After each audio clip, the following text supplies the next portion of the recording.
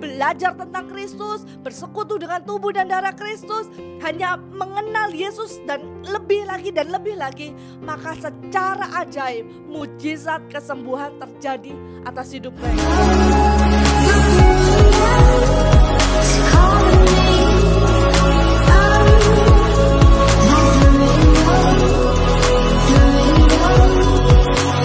Shalom, selamat pagi saudara yang dikasihi Tuhan. Saya percaya saudara selalu di dalam anugerah Bapa yang sempurna. Amin. Kita bertemu kembali dalam program Good News Devotion Today bersama Grace of Christ Community Church Surabaya. Satu ayat hari ini terambil dari 1 Korintus 1 ayatnya yang ke-24. Dikatakan, tetapi untuk mereka yang dipanggil, baik orang Yahudi maupun orang bukan Yahudi, Kristus adalah kekuatan Bapa dan hikmat Bapa. Saudara, hari-hari ini, bahkan dari dulu sampai hari ini, orang mengejar dua hal. Yang pertama adalah suatu tanda-tanda mujizat, keajaiban di mana dapat menyembuhkan mereka, dapat mengubahkan mereka dari segala keterpurukan. Dan yang kedua adalah mereka mengejar tentang pengetahuan, hikmat, kepandaian, ya. Dan hal itu tidak berbeda dengan zaman firman Tuhan sejak zaman para rasul, zaman Tuhan Yesus ada. Dikatakan bahwa Rasul Paulus mengakui bahwa orang-orang Yahudi itu menghendaki tanda dan orang-orang Yunani mencari hikmat. Ada di dalam 1 Korintus 1 ayatnya yang ke-22, di ayat sebelum yang kita sudah baca.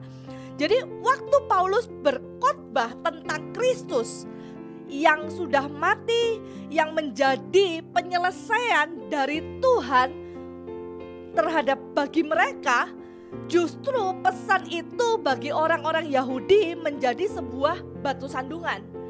Dan bagi orang-orang bukan Yahudi itu menjadi pesan kebodohan, menjadi suatu kebodohan bagi orang-orang di luar Yahudi. Ada di dalam 1 Korintus 1 ayat yang ke-23. Mereka tidak mengerti bagaimana mereka mendapatkan pewahyuan tentang Yesus dan kematiannya itu. Justru itulah yang menjadi kekuatan, mujizat atau hikmat yang mereka butuhkan. Saudara, kita tidak perlu mengejar mujizat atau hikmat yang kita perlukan.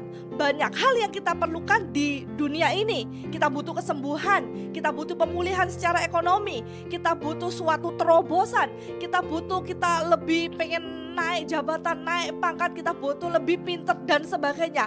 Banyak hal sekali kebutuhan itu. Tapi jika kita memfokuskan pada setiap kebutuhan itu, maka kita akan capek dan kita tidak akan mendapatkannya. Tapi sebenarnya hanya satu saja yang perlu. Arahkan pikiran dan pandangan kita dan kejarlah Yesus Kristus. Karena apa? Karena di dalam Yesus Kristus, karena di dalam Kristus ada hikmat Bapa, ada kekuatan Bapa. Jadi kita hanya perlu mengarahkan pikiran dan pandangan kita kepada Yesus saja.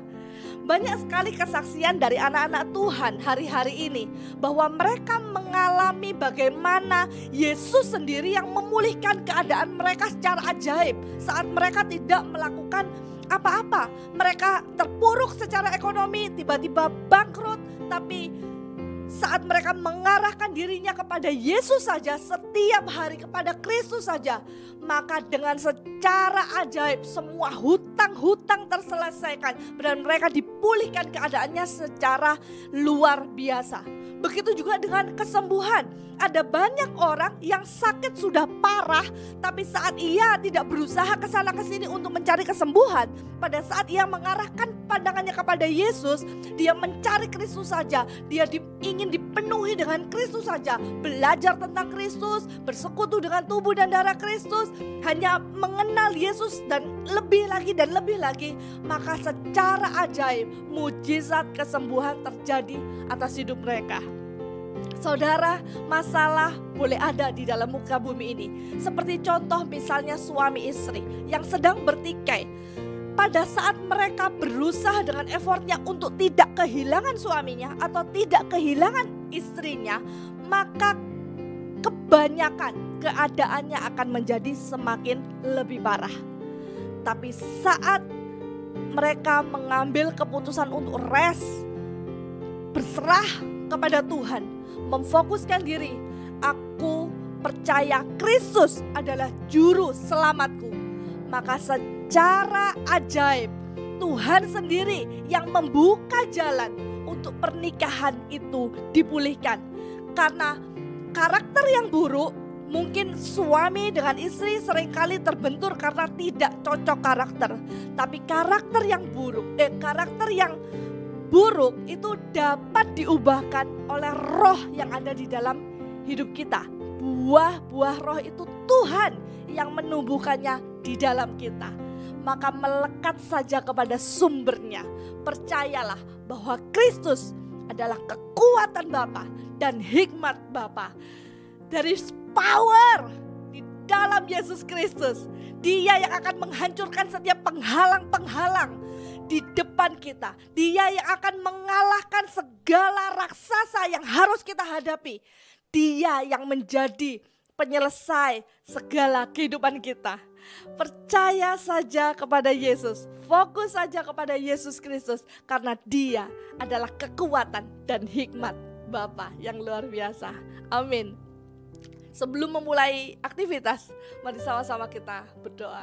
Bapa, kami bersyukur untuk nama Tuhan Yesus Kristus yang penuh kuasa. Nama Tuhan Yesus Kristus, nama di atas segala nama. Dalam nama Tuhan Yesus Kristus kami telah menerima keselamatan yang kekal. Dalam nama Tuhan Yesus Kristus kami telah menerima pengampunan dosa. Dalam nama Tuhan Yesus Kristus kami telah menerima kesembuhan dan mujizat. Dalam nama Tuhan Yesus Kristus kami telah disucikan, dikuduskan, dibenarkan dan dimuliakan.